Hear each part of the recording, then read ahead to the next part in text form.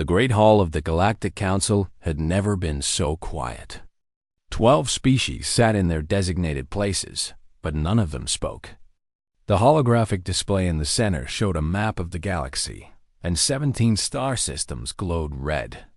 Dead systems. Empty systems. Systems that the Kethral swarm had consumed like a fire. Consumes dry grass. Ambassador Zetharan of the Valari stood at the speaking platform. His forearms trembled slightly, and his silver skin had turned pale. He was old, even by Valari standards, and he had seen many terrible things in his long life. But nothing like this. "The swarm has taken the Minor system," he said. His voice was soft, almost a whisper, but the hall speakers carried it to every ear. 14 billion lives. Gone in 6 rotations. A murmur passed through the council. The Dovani delegates lowered their heads. The insectoid Krillax clicked their mandibles nervously. Even the stone-faced Garth showed cracks in their composure. "Our combined fleet engaged them at the system's edge," Ditharon continued. 400 ships. The finest vessels from 9 species. "We thought superior numbers and technology would be enough." He pressed a button, and the hologram changed. It showed the wreckage of the fleet. Broken hulls. Frozen bodies floating in the void.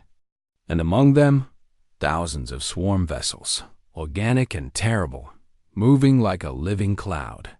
37 ships survived. The swarm did not pursue them. They did not need to. They simply moved on to the next system. The Dovani counselor, an ancient female named Mirathel, rose from her seat. Her blue skin was wrinkled with age, and she moved slowly, but her eyes were sharp.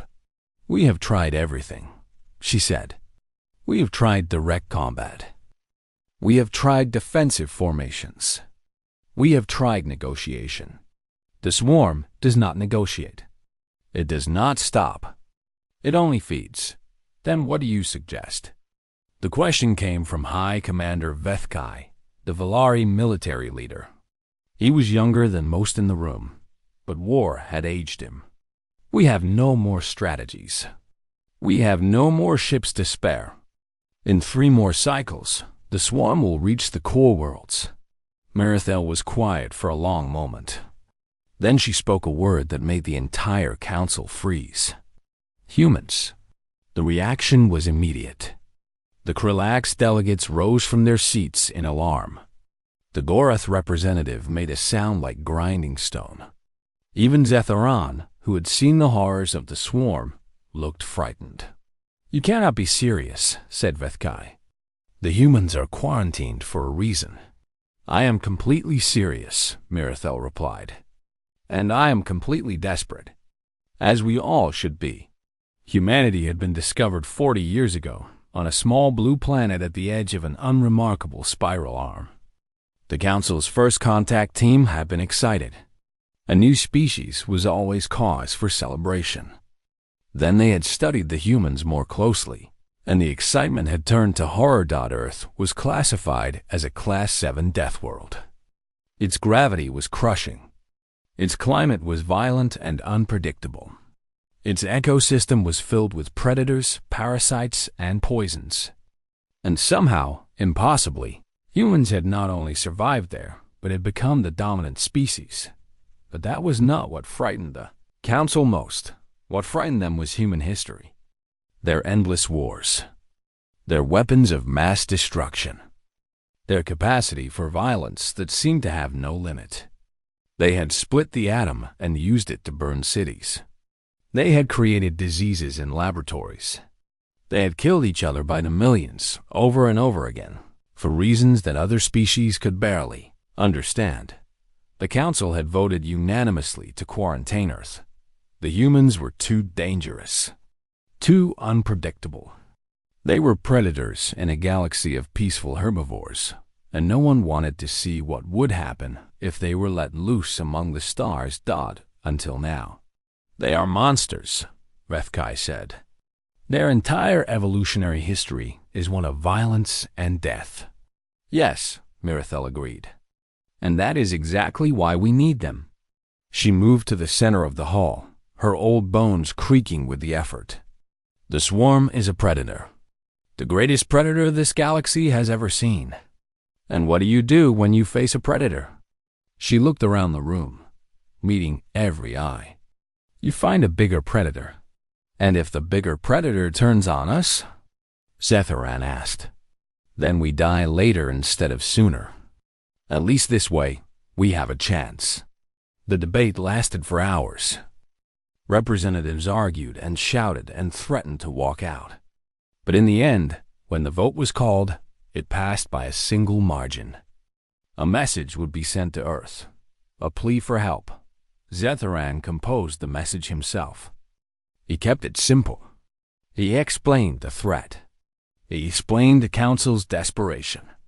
And he ended with 4 words. We need your soldiers. The message traveled across the stars, past quarantine beacons and warning satellites, until it reached the small blue planet called Earth. And there it was received by a species that had been watching the stars for centuries, waiting for this moment. 3 days later, a response came. Zetharan was in his quarters when his communication device activated.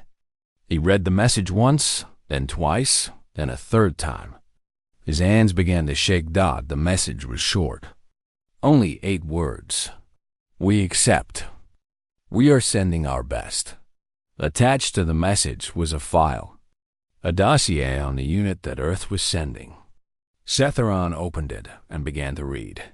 The unit was called Apex.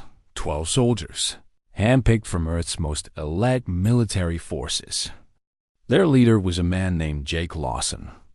The file contained his service record, and Zetharan felt his blood chill as he read it. Lawson had fought in 6 wars before his 30th year. He had killed more enemies than most soldiers saw in a lifetime. And according to the psychological evaluation, he was considered stable and well-adjusted by human standards. By human standards. Zetharan closed the file and sat in the darkness of his quarters for a long time. He had asked for soldiers. He had asked for help.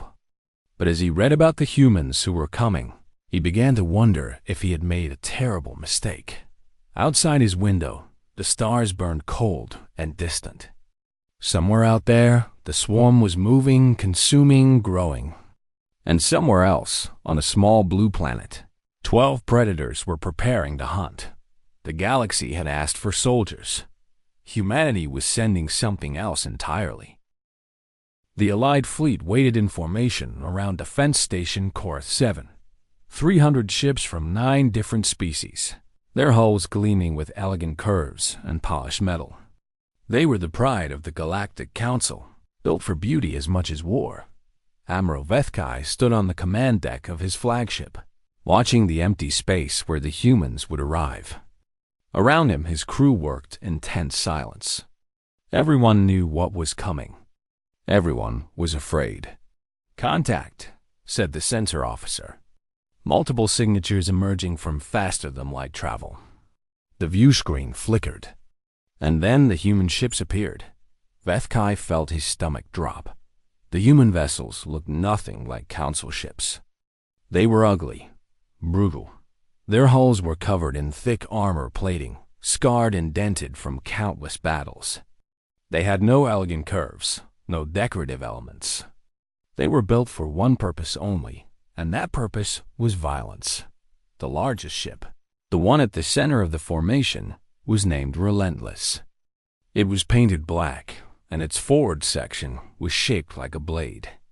As Vethkai watched, the ship broadcast a single message to the fleet. This is Commander Jake Lawson of the United Earth Special Operations Division, requesting tactical data on enemy positions. Lawson out. No greeting. No diplomatic pleasantries. Just a demand for information. Send them everything we have, Vethkai ordered.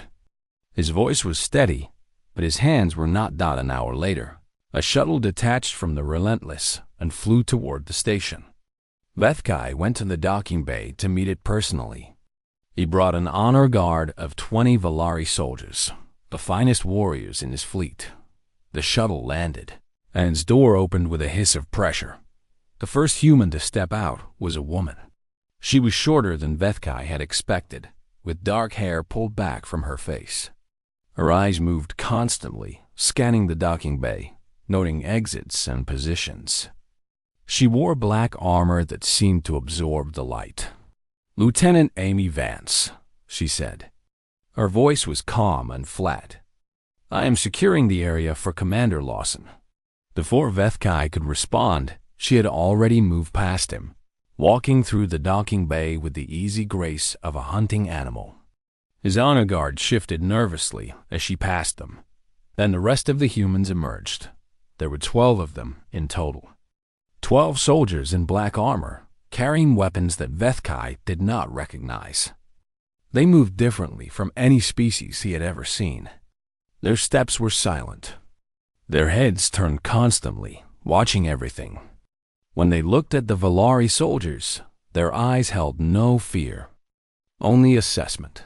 The last to exit was their leader. Commander Jake Lawson was a tall man with gray eyes and a face that looked like it had been carved from stone. He walked with the confidence of someone who had never met anything he could not kill. When he reached Vethkai, he did not bow or offer any greeting. He simply nodded. "Admiral, where can we study the enemy?" Vethkai led the humans to the station's briefing room. Along the way, crew members stopped and stared. Some of them backed away. One young technician dropped her equipment and ran in the briefing room. Vethkai showed them everything the council knew about the Kethral swarm.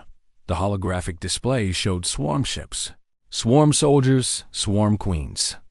Jake watched in silence. His soldiers took notes on small devices. When the briefing was finished, Jake spoke. "We need live specimens." Vethkai blinked. "I am sorry. Did you say live specimens?" "Yes, at least 3. We need to understand how they think, how they communicate, how they react to pain and fear. Commander, the swarm takes no prisoners. They consume everything. No one has ever captured a live Kethral." The human sergeant, a large man named Danny Cole, let out a short laugh. It was not a pleasant sound. "Then we will go get some ourselves," he said. 6 hours later, Apex Unit launched a dropship toward a moon that the swarm had recently infested. Vethkai watched the helmet feeds from the command deck, unable to look away. The moon's surface was covered in organic material. The swarm had already begun transforming it into a hive.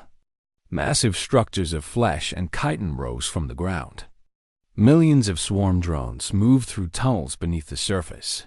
The human dropship landed on the dark side of the moon, far from the main hive. The 12 soldiers emerged and began moving toward their target. Vethkai had seen many military operations. He had studied the tactics of dozens species, but he had never seen anything like this. The humans did not march in formation. They spread out, moving through the alien landscape like shadows. They communicated in hand signals and quiet clicks. When they encountered swarm patrols, they did not engage directly. They flanked. They isolated. They struck from angles that should have been impossible. Corporal Ben Torres, the youngest member of the unit, moved ahead of the group. He found paths through the hive that the sensors had missed. He seemed to know where the enemy would be before they appeared. When the unit reached the specimen chamber, the fighting began in earnest. The swarm drones were fast and deadly, with razor-sharp claws and armored hides. They outnumbered the humans 100 to 1. It should have been a slaughter. It was. Just not the kind Vethkai expected. The humans fought like nothing he had ever seen.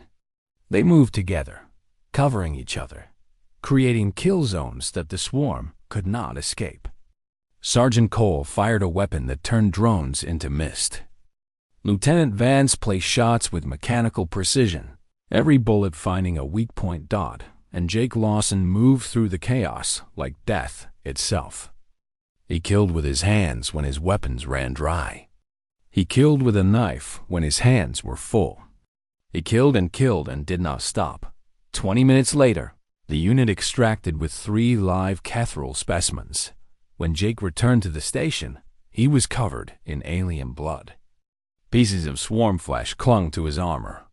He walked past the horrified council observers and went directly to the specimen containment area. Admiral Vethkai found him there an hour later, watching the captured swarm drones through the containment field. "How?" Vethkai asked. "How did you do that?" Jake did not turn around. "We are predators, Admiral. It is what we do. But the way you fought, the way you moved, it was like you knew exactly what they would do before they did it." Now Jake turned. His gray eyes met Vethkai's, and the Admiral felt a chill run through his body.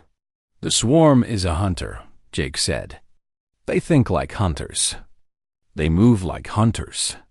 They are very good at what they do." He paused. "But they have never hunted anything like us. They have never faced a species that spent its entire existence hunting each other. We know every trick, every trap, every way to kill, and every way to survive." He turned back to the specimens. "We know how they think now. They are not so different from the things we used to hunt back home." Vethkai left the containment area with a feeling he could not name. The council had asked for soldiers. They had received something else entirely. They had received predators, and now those predators were preparing to hunt. The Sealess Cluster had once been home to 4 thriving civilizations. Now it was a graveyard. The swarm had consumed everything, leaving behind dead worlds covered in organic waste. Their hive ships moved through the cluster like a disease, spreading and growing and preparing for the next conquest. Then the humans came. The first attack happened without warning. A swarm breeding vessel, carrying thousands of larvae and a minor queen, exploded in the void. There was no battle, no fleet engagement, just a sudden, violent death. The swarm investigated and found nothing. No enemy ships, no weapon signatures, just wreckage and confusion. 3 days later, another ship died. Then another. Then 5 more. Apex unit had begun its campaign. Jake Lawson did not believe in fair fights. Fair fights were for species that had not spent 10,000 years learning how to kill efficiently. The humans attacked at night in the dark between stars.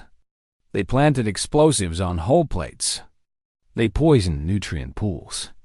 They targeted queens and commanders, leaving the lower drones confused and directionless. Corporal Lisa Nguyen was the architect of their psychological campaign. She was small and quiet, with a talent for technology that bordered on supernatural. Within a week, she had cracked the swarm's primitive communication network. They used chemical signals and low-frequency sounds, she explained to a group of Krillax observers. Very simple, very effective for coordination, but very easy to manipulate once you understand the patterns. She showed them her work. False signals that told hive clusters their queens were dead. Contradictory orders that sent warrior drones in circles. Panic frequencies that made entire ships tear themselves apart from the inside. "We call this psychological warfare," Lisa said. "It is not enough to kill your enemy. You must make them afraid. You must make them doubt. You must destroy their minds before you destroy their bodies." The Krillax observers said nothing. They were too horrified to speak. The campaign continued for months. Apex unit moved through the cluster like ghosts, striking and vanishing. They never fought the same way twice. They never gave the swarm time to adapt, but the war had costs. Sergeant Ryan Price died on a moon called Vera 6. The mission was supposed to be simple. Infiltrate a breeding facility. Destroy the egg chambers. Extract before the swarm could respond. Ryan was covering the team's retreat when the tunnel collapsed. Thousands of swarm drones poured through the gap, more than anyone had expected. Ryan held his position, firing until his weapons ran dry, buying time for the others to escape. When the drones finally overwhelmed him, he activated his armor's self-destruct. The explosion killed him and 300 swarm soldiers. It also sealed the tunnel, allowing the rest of the team to complete their extraction. Jake did not order a retreat. He ordered an advance. The surviving members of Apex Unit turned around and went back into the facility. They fought through every tunnel, every chamber, every nest. They killed everything that moved. They recovered Ryan's body, or what was left of it, and they burned the entire facility to ash dot when they returned to the fleet. Admiral Vethkai was waiting. "You lost a soldier," he said. "Standard doctrine would suggest withdrawal to reassess your strategy." Jake looked at him with those cold gray eyes. "You do not leave your pack behind. And we do not reassess. We adapt and we finish what we started. But the cost, the risk. Your unit is too small to sustain losses. You should preserve your strength." Lieutenant Amy Vance stepped forward. Her face was still covered in smoke and blood. "Admiral, we are humans. We have been fighting wars since before your species learned to make fire. We have lost soldiers in every conflict we have ever fought. And we have never stopped fighting because of it." She paused, and when she spoke again, her voice was quiet. Ryan knew what he was signing up for. He knew the risks, and he would not want us to stop. He would want us to finish the hunt. The Valari Admiral had no response. The weeks that followed were the bloodiest of the war. Apex Unit, grieving and furious, tore through the Celis cluster with a ferocity that shocked even their allies. They did not sleep. They did not rest. They hunted. Danny Cole developed new weapons using swarm biology against itself. Acid charges that melted through organic hulls. Sonic devices that drove drones into fits of madness. Biological agents that spread through hive networks like wildfire. Then Torres became the deadliest tracker in the galaxy. He could find swarm ships in the void by the pattern of their movement. He could predict Queen locations by the flow of drone traffic. He moved through enemy territory like a shadow, marking targets for the rest of the unit. And through it all, Lisa Nguyen continued her psychological war. She recorded the death screams of swarm queens and broadcast them on open frequencies. She planted false memories in captured drones and released them back into the hive. She made the swarm afraid of the dark, afraid of silence, afraid of every shadow that might contain a human. The other Council species watched the campaign with a mixture of awe and terror. They had wanted soldiers. They had received something far more dangerous. "They are not fighting a war," Councillor Mirathel observed during one briefing. "They are conducting an extermination. Is there a difference?" asked a Gorath representative. "For most species, yes. War has rules, limits, acceptable losses, and acceptable victories." Mirathel shook her head slowly. Humans do not seem to recognize these concepts. For them, there is only the hunt and the kill. Should we be concerned? Mirathel was quiet for a long moment. "We should be grateful," she said finally. "Grateful that they are hunting the swarm and not us." By the end of the 6th month, the impossible had happened. The Kethral swarm, which had conquered 17 star systems without defeat, was retreating. Their expansion had stopped. Their hive ships were pulling back toward their homeworld. For the first time in recorded galactic history, the swarm was running, and behind them, tireless and relentless, the humans followed. Jake Lawson stood on the bridge of the Relentless, watching the tactical display. The swarm's retreat was orderly but unmistakable. They were scared. Amy joined him at the display. "What now, Commander?" Jake's expression did not change. "Now we finish it. We follow them home, and we end this. The Council may want to negotiate. Accept the swarm's withdrawal as victory. The Council did not lose Ryan. The council did not watch 17 worlds die. Jake turned to face her. We do not negotiate with predators. We kill them. All of them. Amy nodded. She had expected nothing else. Outside the viewport, the stars burned cold and distant. Somewhere ahead, the swarm was running. And somewhere behind them, a small team of human hunters was preparing for the final chase. The hunt was not over. It was just beginning. In the heart of the Kethral homeworld, deep beneath layers of organic armor and living stone, the Hive Queen Scythax dreamed she was the oldest of her kind. She had lived for 3,000 years. She had consumed 100 species and absorbed their memories into her vast consciousness. She was the mother of billions, the mind behind the swarm, the hunger that drove the expansion across the stars. And for the first time in her ancient existence, she was afraid. The memories came to her through the Hive network. Every drone that died sent its final thoughts back to the Queen. Every queen that fell shared her last moments with Scythax. And what those memories showed her was beyond comprehension. The humans. Scythax had consumed the memories of many predators. She understood hunting. She understood killing. She understood the simple logic of predator and prey. But the humans did not follow that logic. They did not hunt for food. The swarm consumed its enemies to grow. The humans left their kills to rot. They did not hunt for territory. The swarm expanded to claim new worlds. The humans destroyed hive ships and then moved on without claiming anything. They hunted for revenge. Scythax did not understand revenge. It was an alien concept, a waste of resources. Why pursue an enemy that could no longer threaten you? Why spend energy on something that gave no benefit? But the memories showed her the truth. The humans remembered their dead. They carried the faces of fallen comrades into every battle.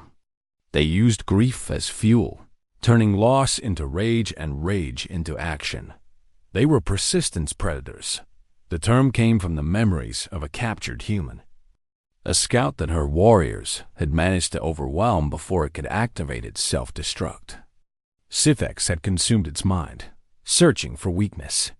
What she found instead was a species that had evolved to chase prey across any distance, over any time until the hunt ended. They did not stop. They did not tire. They simply kept coming. Scythax made her decision. For the first time in Kethral history, the swarm would offer peace. The message was sent through captured communication arrays. It was addressed to the human commander, the one called Jake Lawson. The terms were simple. The swarm would withdraw from council space. They would return to their own territory. They would never attack the council again. All the humans had to do was stop hunting. The response came 3 days later. It was not what Scythax expected. On the bridge of the Relentless, Jake Lawson read the swarm's offer. His officers gathered around him, waiting for his response. The council had already sent messages urging acceptance. The war could be over. The galaxy could be saved. Jake deleted the message. Commander? Lieutenant Amy Vance's voice was carefully neutral. The council is strongly suggesting we accept the terms. The council was not there when the swarm consumed 17 worlds. Jake's voice was quiet, but it carried through the silent bridge. The council did not watch billions of people die. The council did not bury Ryan Price. The war could be over. The war is already over. The swarm just does not know it yet. Jake turned to face his crew. They ate 17 worlds, 17 civilizations, billions of lives that will never come back. And they think they can just walk away. No one answered. We are not soldiers, Jake continued. The council made that mistake when they called us. They thought we would fight like them. Follow rules. Accept limits. Make peace when it was convenient. He shook his head slowly. We are hunters, and hunters do not stop until the prey is dead. The message was sent back to the swarm. It contained one word. No. 3 hours later, Jake addressed the entire Allied fleet. "You asked us for soldiers," he said. His image appeared on view screens across hundreds of ships. "You got something else. You got humans. And we do not stop until the hunt is over." The council was furious. Counselor Mirathel sent message after message, demanding explanation. Admiral Vethkai requested an emergency meeting. Even the Krillax, who had stayed neutral throughout the war, expressed concern about continuing the conflict. Jake ignored all of them. The final assault was planned in secret. Jake called it Operation Reckoning. Every human vessel would participate. Every member of Apex unit would lead ground teams. And they would have help. When word of the rejected peace offer reached Earth, something unexpected happened. Volunteers began arriving. They came from every nation on the planet. Former soldiers and active duty troops. Pilots and engineers and medical staff. They heard about the war, heard about the swarm, heard about what the humans were doing out in the stars. And they demanded to join. 3,000 volunteers in the first week. 10,000 by the end of the month. The council watched in disbelief as transport after transport arrived from Earth. These were not elite soldiers like Apex Unit. They were ordinary humans. Teachers who had served in their nation's military. Farmers who knew how to shoot. Office workers who had trained for years in combat sports. They came because their species was at war. They came because they wanted to help. They came because, on some deep level, they understood what the humans of Apex Unit understood. They were predators. And predators did not abandon the hunt. Jake met with the volunteer commanders in the briefing room of the Relentless. He looked at their faces, young and old, scared and determined. They reminded him of himself, years ago, before his first war. "You know what you are signing up for," he said.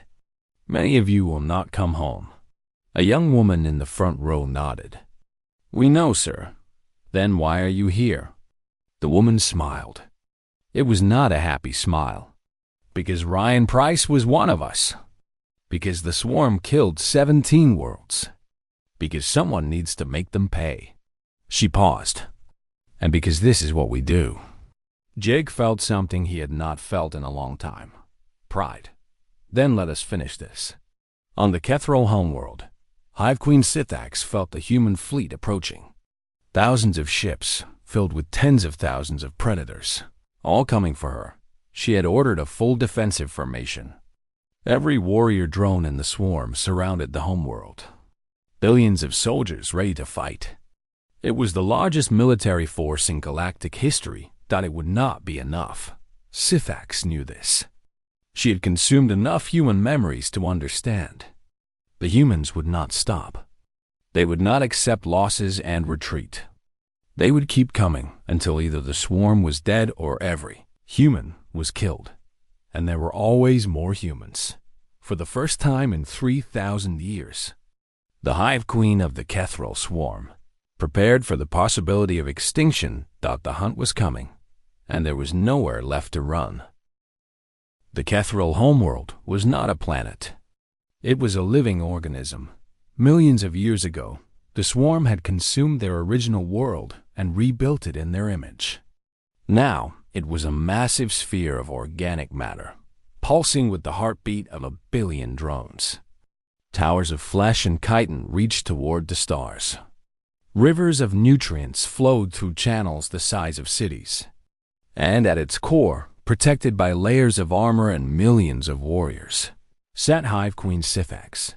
The human fleet arrived at the edge of the system and stopped. For 3 days, nothing happened. The swarm watched. The humans watched. The allied species, who had followed at a distance, watched both. Then the attack began. It was not like any battle the galaxy had ever seen.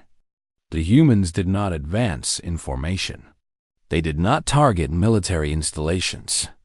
They did not follow any strategy the council tacticians could recognize.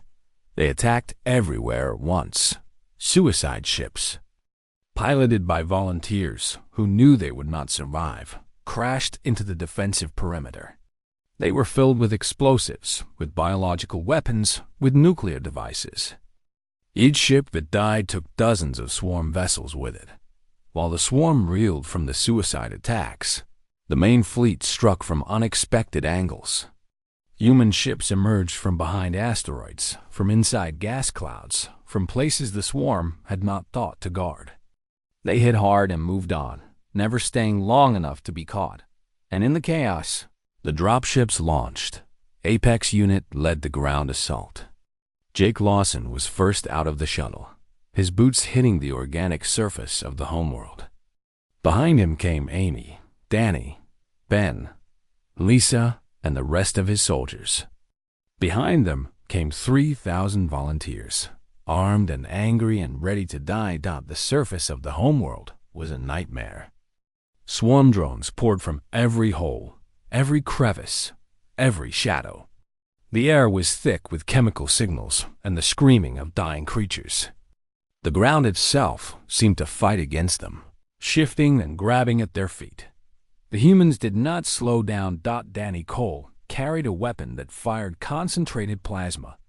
He cut a path through the drones, leaving molten flesh in his wake. When the weapon overheated, he dropped it and pulled out a blade the length of his arm. Lisa Nguyen stayed close to the command group, her equipment broadcasting false signals into the Hive network. Drones attacked each other. Warriors forgot their orders. Entire defensive lines collapsed from confusion. Then Torres moved ahead of the main force, finding paths through the maze of organic tunnels. He was injured within the first hour, a claw tearing through his armor and into his side. He refused to stop. "I am not dying until we kill that queen," he said through gritted teeth. "You can evacuate me after." The battle lasted for hours. The humans pushed deeper into the homeworld, fighting through layers of defenders. They lost soldiers with every step. Volunteers fell by the dozens, then by the hundreds. But for every human that died, 1,000 swarm drones were killed. Finally, they reached the Queen's chamber. It was a massive space, larger than any building on Earth. The walls were made of living tissue, pulsing with the rhythms of the hive mind.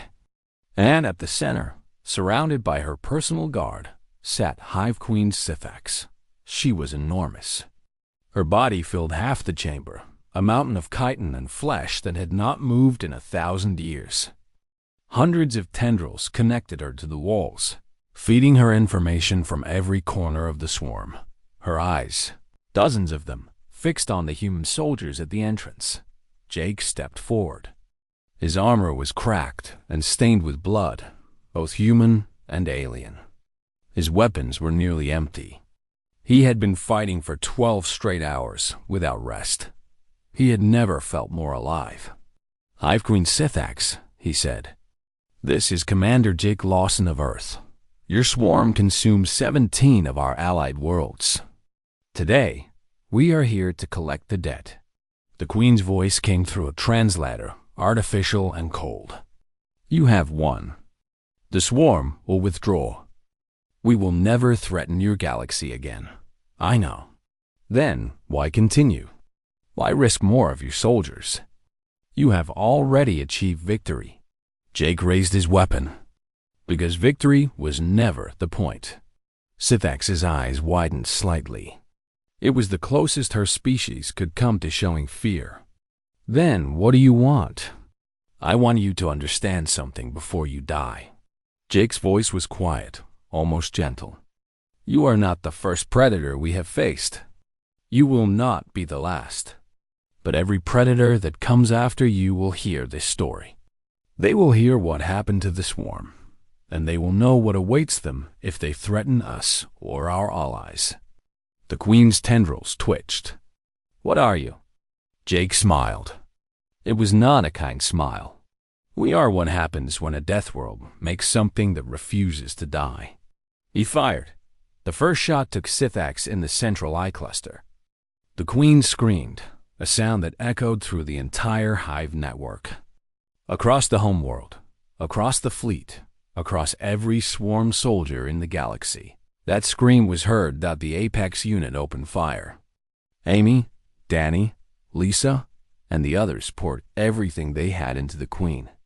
The volunteers joined in, their weapons adding to the storm of destruction. Sithax tried to fight back. Her personal guard rushed to defend her. Her tendrils lashed out at the attackers. But it was too late. The humans were inside her defenses, and they would not stop. The Queen fell. The moment Sithax died, the hive network collapsed. Across the galaxy, swarm drones went still. Warriors stopped fighting. Ships drifted without direction. The mind that had connected them all, the consciousness that had driven their expansion for 3,000 years, was gone. The Kethril swarm was extinct. 3 weeks later, the Galactic Council held a ceremony to honor the human soldiers. It was held on Verith Prime, in the Great Hall where the Council had first voted to contact Earth. Representatives from every species attended. The mood was strange. There was relief. There was gratitude. But there was also something else. Something that looked very much like fear. Jake Lawson stood at the front of the hall with the survivors of Apex Unit. Amy was beside him, along with Danny and Lisa. Ben was there too, in a medical chair. He had survived his injuries, but he would never fight again. Councilor Mirathel gave a speech. She spoke of the human sacrifice, the human courage, the human victory. She thanked them for saving the galaxy. When she finished, Admiral Vethkai approached Amy. "Will you return to Earth now?" he asked. "Will your people return to peace?" Amy looked at the Admiral for a long moment. Then she turned to watch her commander, who was speaking quietly with Ben. She watched Lisa, who was already reviewing data about potential threats on the galaxy's edge. She watched Danny, who was laughing at some joke with a group of volunteers. "We do not return to peace," she said finally. "We just wait for the next hunt." Vethkai had no response. The human ships departed that evening. They flew in formation, the Relentless at the lead, heading back toward the small blue planet they called home. The Council watched them go with mixed emotions. Zetheron, who had sent the first message to Earth, stood with Mirathel as the human fleet disappeared into the void. "We asked for soldiers," he said quietly. "We received something else entirely." Mirathel nodded. "We received predators, and now they have a taste for hunting among the stars." Zetheron's voice was troubled. "What happens when they decide that we are prey?" The old Darvani was quiet for a long time. When she finally spoke, her voice was barely a whisper. "Then we hope that the galaxy never gives them a reason to hunt us." Far away, on the edge of known space, the last human transport entered faster than light travel. Inside, 3,000 volunteers were returning home. They were tired. They were wounded. Many of them had lost friends, but they were alive. And they had one. In the depths of the void, in places the Council had never explored, other predators watched and waited. They had seen what the swarm had done. They had seen it fail. And now they knew that there was something in the galaxy that even predators should fear. A small blue planet called Earth. A species that called themselves humans. The predators, no one survives.